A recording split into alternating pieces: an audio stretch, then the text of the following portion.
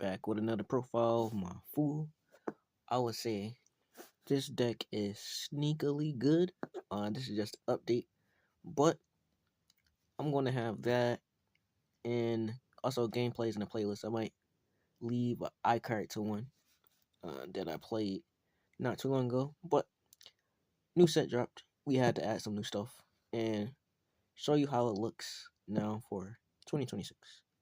Uh, this is a very good advantage leader where you don't really have to use too much of your resources to do good pressure as well as have good defense, but really great best of one and a really good best of three. Uh, this has a nice pivot from uh, pressure to control. Really nice pivot. But without further ado, let's get into it. Good card advantage on the front side. It searches basically your whole deck. Backside, we also this is a draw 2 leader. Backside, it keeps up that card advantage, but not really too taxing on your life. Also, it has cumbers to protect itself. But the main one, secret rare, just getting that out on a hand. This is save your life and also other interactions will explain at the end. Running 4 of this cumber, the Cumber Jet Hostility.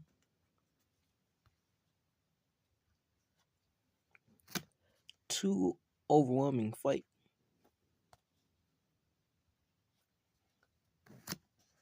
3 Thrive in Darkness. 4 Fool making the next move. And 2 Fool Supreme Intellect. Usually there's like a more heavier engine, but I cut it down because we got a lot of new black stuff to incorporate in here. And also we want to keep it at 50. Then we have the Scheming Scientist. I think this one that came out set 24, set 25, if I believe so. No, set 27. So that was last year. This was like another boost up to the deck. And other extensions to the deck.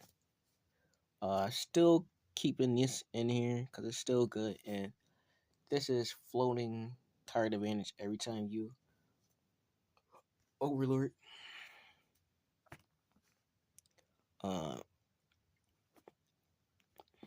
No need to be sent. This is like in every deck that charges black. Period. But in this deck, I can easily search it and get it back and just do cool loops. Fool Assassin. This lets me almost pick it up from anywhere, and the other Fool. Just cause cool combos with that guy. But he's just 30. My favorite card in the deck, Tag Team Gohan. Hurt me to cut him from 4 to 3. Some defense, hostility, and the Bardock Willpower. New card, SS3 Trunks. You want to see this in like almost every black deck profile.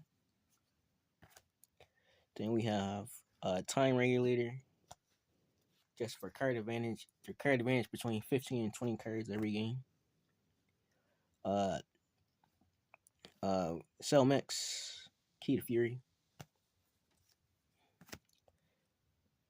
2 Koisakai, Mechanical Courage, and people disrespect this super combo too much, but I always love the 2Z super combo because you can generally set these up to be played turn 2 and 4. Sometimes I'll just chill at 6 life the most of the game. My favorite card that nobody runs in Fool, the eliminating the nuisance. Got cool interactions for closeout and also extra search. Also, it uh, helps create a drop for your overwhelms because you don't usually build up a drop that much. That's why we running with overwhelm 3s instead of like the 6s. Then the last little bit of defense, the support. Generally, how you want to play this deck, you're pretty much pressuring and tapping out every turn just to accomplish that goal of 0 to or 8 to 0 in your opponent. Then we have 1 super command man and 1 hunt. Looks like Fool on Lost Child, but this is in case we go the distance. Also, if I don't, I can just pitch it and use the Spirit Boost for later. Going on next, the Z deck. Being very executive with the Z deck, I'm only running 1 of this and 1 of this. I usually lead off with this one. Turn 2, it'll be a heat check if they can get rid of it, because if they can't, I'm just going to chill on this until they get rid of it. And I follow up with this to close out the game, or any turn I feel like I'm going to close out the game. Just size up my advantage. The Z card we play is Fool's Laboratory. I was running 1 for the longest, but the community of Fool players said I should run 2 just in case it come up. And so it's just,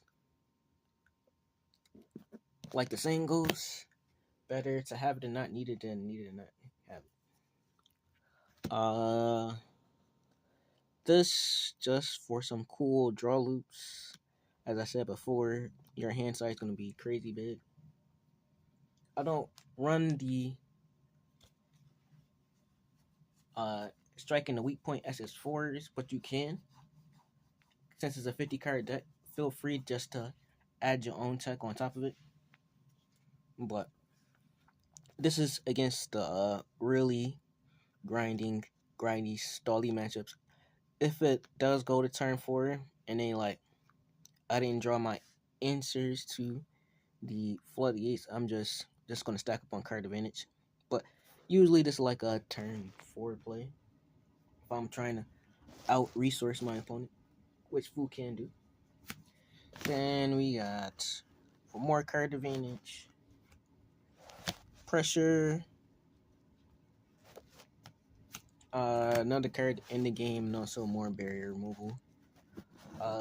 So nothing is safe. Everything getting out. Side deck, another support. Hand control not real, but I'm just got this to push through topos. More defense, more defense, more defense. Petrification. More defense. More defense for that game 2, game 3. If I know what I'm playing, want to strategize against it with a smoke, just to smoke some unisons, slow them back a turn, and use power Dirt Medicine just to make them waste energy to get rid of it. This has changed to I make my opponent pay energy to get rid of it, essentially. And that is my full deck profile. I'm gonna have an iCard to my last one, cause the strategy doesn't change, and I go over it in layers. Also, you'll see it in the gameplay. I think the last game I played, I didn't even use none of the new cards. Just my original B&B strategy just carried me through the game. Also, I meant to say at the beginning of the video, for those that stay to the end. I say this is a top 10 deck in my opinion. Back then, now going forward, there's so much you can do with this. I would say if a Rinsu is good, this deck is better. Because I say a Rinsu is a watered down fool. The only thing that's carrying a Rinsu is that it's in the color blue, which is a big buff to the deck. If a Rinsu was a green deck, nobody would play it. Actually, nah, nobody still would play it. Because green energy, I have to untap. Even her untap wouldn't be enough. Because D Magic is carrying blue decks. 100%. Dormant wouldn't even be enough to save that deck. But this got a lot of tricks when you playing this, and I'm like, this deck will punish the unprepared. Also, oh yeah, there's some other things I want to talk about. I know a lot of people like to play the mid-range game. You're not wrong.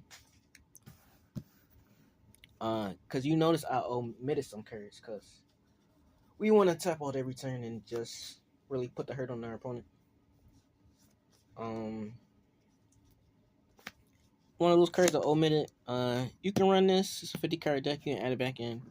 Also this also lets you tap out with some defense, but I say if I'm not playing against Pan, even Pan, that deck is, for most of the top players I've seen, they're closing out turn 4, and that's more than enough time to just do the work, or do them in. But still a good card. I just don't like having a extra 10k in my hand. That feels uncomfortable. I know people, I seen people max out on this, and I'm like, that's crazy. But still a good card. I would run it as a 2 if I was personally threw it back in. Another one I was sizing up, because like, gets back resources if I'm playing the long game, and if I pushed it to like 60, I guess, but instead of the 50. This is a good card. Recycles resources, recycles super combos, recycles cumbers just to use them again. Also, something I'll fit in the side if I'm grinding it against who can go wide better. That will be in, but this deck is crazily consistent, and because it filters like 3 to 5 times a turn, the quality of your draws is A1. The only thing I would say is because it has crazy filtering and crazy draw, I say you got like maybe 4 or 5 turns before you deck out. Kind of like the series cool doesn't be my only thing. I say also on the other thing is I thought about rocking this and like Sensu being in here and just good blue stuff defense, because I feel like if I'm restanding energy, I want to make the highest ceiling of having open energy on my opponent's turn is being able to stop them while creating a board on my opponent's turn. And if I go back to this, I'm probably adding this and other cards that let me play themselves while interrupting my opponent on my opponent's turn. But the card I was most disappointed about, Vicious Warrior. Great for the mid-range, I guess. And if you're running more of that 8-drop fools that plays the cumber from your drop or your Z deck, probably want to run this and go up high. But that's something you can experiment with. But I'm trying to think. Is there anything else I wanted to say before I close out? Watch the videos in the iCards. Watch the other videos in the playlist. It'll show you all you need to show. and let you see everything you need to see later.